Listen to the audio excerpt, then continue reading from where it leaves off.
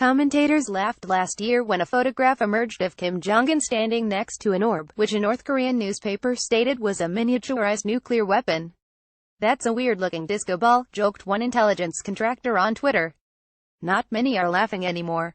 On Tuesday, The Washington Post reported that a U.S. intelligence assessment concluded North Korea has indeed successfully produced a miniaturized nuclear warhead, a disclosure that rapidly intensified an already tense standoff with a rogue nation. Soon after the report, President Donald Trump warned Kim against making further threats, saying North Korea will be met with the fire and the fury like the world has never seen. North Korea said it was considering a missile strike on the U.S. territory of Guam. Whether Kim truly possesses the ability to miniaturize a nuclear warhead and successfully launch it on an intercontinental ballistic missile is unknown and remains hotly debated.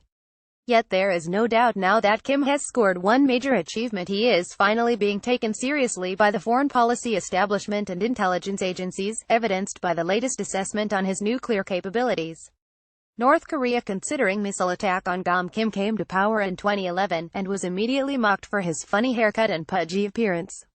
Some Korea hands questioned if, at the age of 27, he could maintain his hold on power, speculating he would be dominated or pushed out by senior officials in the military. But Kim has proven his skeptics wrong. He has eliminated potential rivals, including his uncle, whom he executed in 2013. He's improved North Korea's economy, in spite of international sanctions.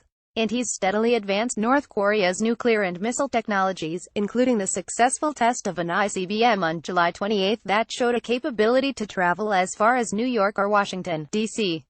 Moon Chung-un, a national security advisor to South Korea's president, said that Kim has taken rational steps to shore up his regime, with a goal of deterring any form of U.S. attack or intervention. North Korea is very, very stable, Moon said during a recent interview in Seoul. Kim Jong-un has consolidated power fully. Jonathan D. Pollack, a Korea specialist and senior fellow at the Brookings Institution, recalled how Senator John McCain of Arizona this year labeled Kim Jong-un as a crazy fat kid. He said seeing North Korea's leader this way is risky. "I treat it seriously," Pollack said of North Korea. "It's not a cartoon because of its increasing capabilities." Will Trump reward China for backing North Korea's sanctions? If North Korea can now claim successful miniaturization of a nuclear weapon, it would bring it a step closer to credibly threatening the United States with nuclear attack, and by the same token, being able to credibly deter any attack on its territory and the Kim regime. Yet analysts warn against exaggerating North Korea's capabilities, noting the country's mixed success in missile launches, and the fact that it has yet to demonstrate it can pass a missile through the upper atmosphere without damaging one of its warheads. For many in the West, Kim's development of nuclear weapons is the work of a deranged dictator, an image reinforced by North Korea's bellicose messages. On Sunday, for instance, Pyongyang's state-run KCNA news agency warned the United States against believing that its land is safe across the ocean with North Korea's steady missile advances.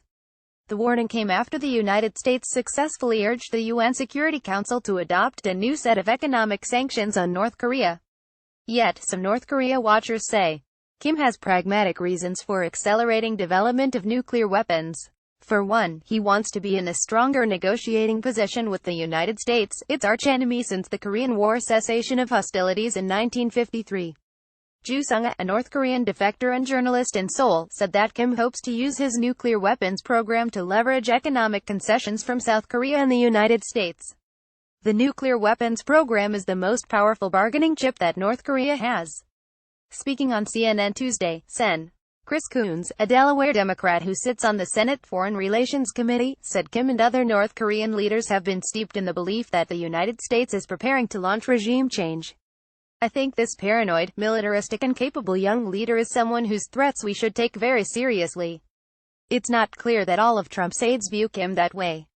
Speaking on Fox Business on Monday, Sebastian Gorka, a national security advisor, called North Korea a Lilliputian nation that was engaged in bluster and blackmail.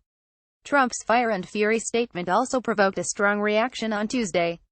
McCain told an Arizona radio station that he took exception to Trump's comments because you've got to be sure that you can do what you say you're going to do, referencing Roosevelt's words about walking softly, but carrying a big stick.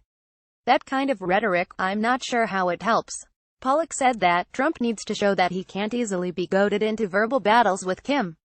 Democrat Senator Dianne Feinstein also was critical of the president's comments. Isolating the North Koreans has not halted their pursuit of nuclear weapons, said Feinstein in a statement. And President Trump is not helping the situation with his bombastic comments.